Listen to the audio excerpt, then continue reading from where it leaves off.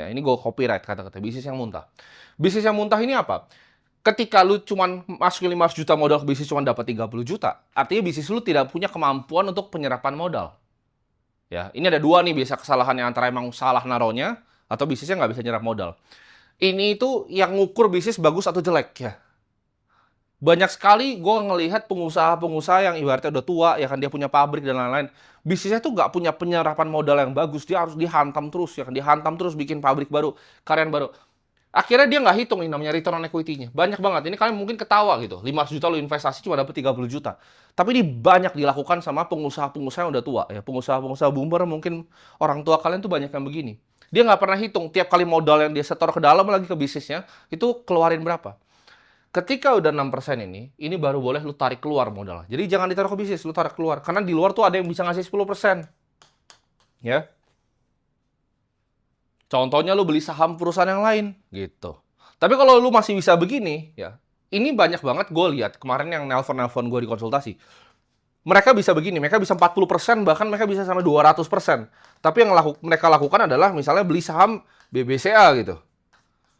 Kenapa gitu pertanyaan? Biasanya kan return average-nya 10% kita bilangnya.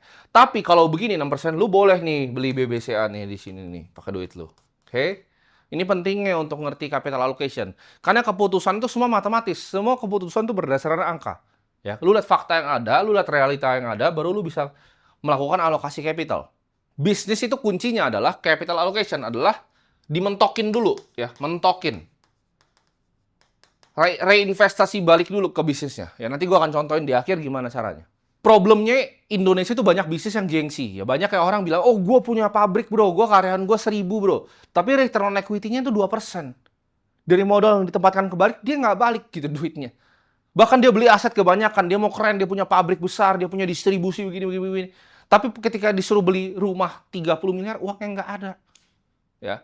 Oh, omset gue besar bro, turnover gue 100 miliar. Kok rumah lu kecil? Gitu pertanyaan. Kok mobil lu nggak ada yang bagus? Dia bilang, enggak bro, ini kan yang gue putar balik ke bisnisnya. Dia nggak ngerti bisnis itu. Ya. Itu namanya kerja rodi. Lu lari kayak hamster kalau lu nggak ngerti capital allocation. Ya. Ini gue banyak lihat soalnya.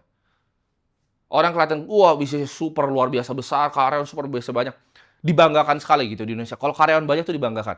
Kalian nggak perlu bangga kalau karyawan banyak ya. Telegram itu perusahaan yang jauh lebih besar dari perusahaan kalian pastinya. Karyawan cuma 30. WhatsApp ketika dia jual ke Meta itu karyawan cuma 50. Ya, nggak ada yang perlu dibanggakan dengan karyawan yang banyak. Itu artinya bisnis kalian kurang efisien.